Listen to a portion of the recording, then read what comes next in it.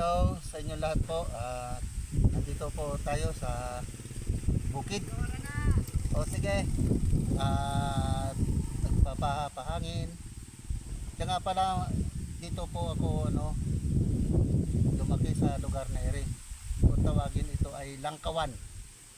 At itong itong lugar na ito, tambayan namin nung mga maliliit pa.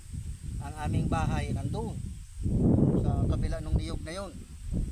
Yan, kabila ng niyog na yan. Yan ang aming bahay. Yan ang mga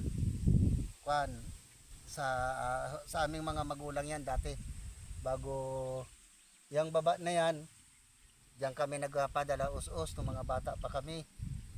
Maganda din yung mabuhay noon. Dahil napakasaya, tahimik, malamig. Ay siyempre, lumipas ang maraming taon,